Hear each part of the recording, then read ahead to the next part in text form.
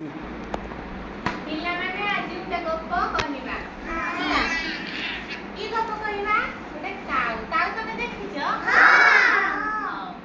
ସମସ୍ତେ ଦେଖିଛ? ଆଜି ଗୋଟେ କାଉ ଗପ କହିବା। କାଉଟି ଉଡ଼ି ଉଡ଼ିକା ଯାଉଥିଲା ହେଲା। ବହୁତ ଦୂରକୁ ଉଡ଼ି ଉଡ଼ି ଉଡ଼ି ଉଡ଼ି ଗଲା। ପ୍ରବଳ ଖରା ଯୋଗୁଁ କାଉକୁ ପ୍ରବଳ ଶୋଷ ଲାଗିଲା ହେଲା। କାଉକୁ ପ୍ରବଳ ଶୋଷ ଲାଗିଲା। କୋଉଠି ବି ସେ ଖୋଜି ଖୋଜି ଉଡ଼ି ଉଡ଼ିକା ପାଣି ପାଇଲା ନାହିଁ। ତା ତଣ୍ଟି ପ୍ରବଳ ଶୁଖି ଯାଉଥାଏ। କ'ଣ କରିବ ହେଲା। ଶୁଖିଗଲେ ତଣ୍ଟି ଯୋଉ ଶୁଖିଗଲା ସେ କ'ଣ କରିବ? ଉଡ଼ି ଉଡ଼ି ଯେତେ ବାଟ ଗଲା ପୋଖରୀ ନାଳ ନର୍ଦ୍ଦମା କିଛି ଦେଖିପାରିଲା ନାହିଁ। ଦେଖିଲା ଗୋଟେ ଜାଗାରେ ଗୋଟେ କଳସୀଟିଏ ଅଛି। କଳସୀରେ ପାଣି ଥାଏ, ଦେଖିଛ ପିଲାମାନେ? ସେ ଗୋଟେ ଦେଖିଲା ଗୋଟେ କଳସୀରେ ପାଣି ଅଛି। ସେ କଳସୀର ପାଣି ବହୁତ ତଳକୁ ଥିଲା। କାଉର ଥଣ୍ଟ ସେ କଳସୀର ପାଣି ଭିତରକୁ ବୁଡ଼ିଲା ନାହିଁ। ବୁଡ଼ିଲାନି, ସେ ପାଣି କେମିତି ପିଇବ? ସେ କିଛି ବୁଝିପାରିଲା ନାହିଁ। ତାକୁ କିଛି ବୁଦ୍ଧି ବାଟ ଦିଶିଲା ନାହିଁ।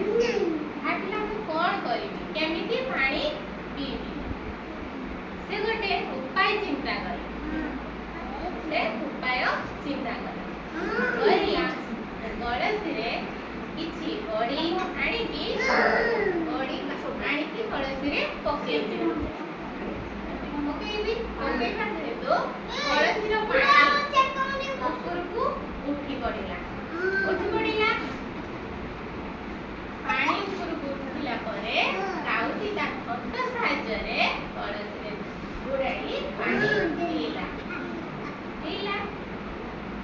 କାଉଟି ମନ ଶାନ୍ତିରେ ଆନନ୍ଦରେ ପାଣି ପିଇ ଉଡ଼ି ଉଡ଼ିକା ପଳାଇଲା।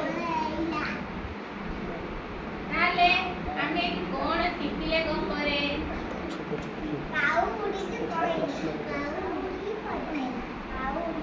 କାଉଟି ଉଡ଼ି ଉଡ଼ିକା ଯାଉଥିଲା।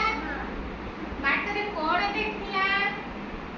କଳସ। ତାକୁ ପ୍ରବଳ ଶୋଷ ହଉଥିଲା। କଳସୀଟିଏ ଦେଖିଲା। ସେ କଳସୀରେ ପାଣି କେତେ ଥିଲା? ବହୁତ କମ୍ ଥିଲା ହେଲା।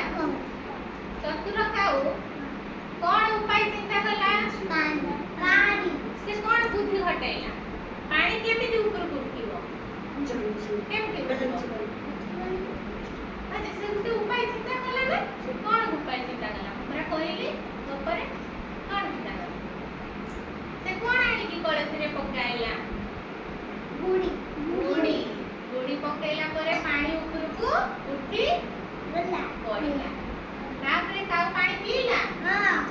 ପିଇକି କ'ଣ କଲା? ମନ ଶାନ୍ତିରେ ପଳାଇଲା ହେଲା। ହଉ, ତମେ କାଉ ତ ସବୁ ଦେଖିଛ। କାଉର ରଙ୍ଗ କେମିତି? କଳା। ଆଉ ସବୁ ପକ୍ଷୀ ବିଷୟରେ ତ ତମେ ସବୁ ଜାଣିଥିବ ପିଲାମାନେ। କି ପକ୍ଷୀ ସବୁ ଜାଣିଛ? ପାରା ଆଉ ଚଢ଼େଇ ଆଉ ମିଟୁ ଆଉ କୁମୁରି ପାରା ଆଉ ମୟୂର ଆଉ ବାଘ ପକ୍ଷୀ ପଶୁ ହେଲା। ଆଉ କ'ଣ ଜାଣିଛ? ସିଂହ ବି ପଶୁ। ସବୁ ଦେଖିଛ, ସବୁ ଜାଣିଛ।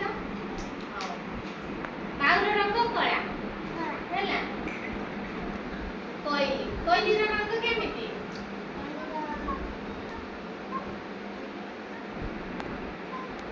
କଳା। ତମେ ସବୁ ପକ୍ଷୀ ବିଷୟରେ କୋଉ ପକ୍ଷୀର ରଙ୍ଗ କଳା ଆମେ ଜାଣିବା। କୋଉ ପକ୍ଷୀର ରଙ୍ଗ କଳା? କାଉ, କୋଇଲି। ପିଲାମାନେ କ'ଣ କୁହ? କୋଉ ପକ୍ଷୀର ରଙ୍ଗ କଳା? କାଉ। ଆଉ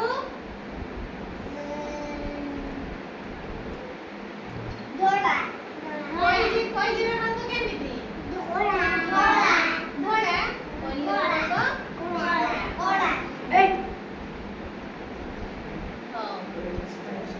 હવે મીઠું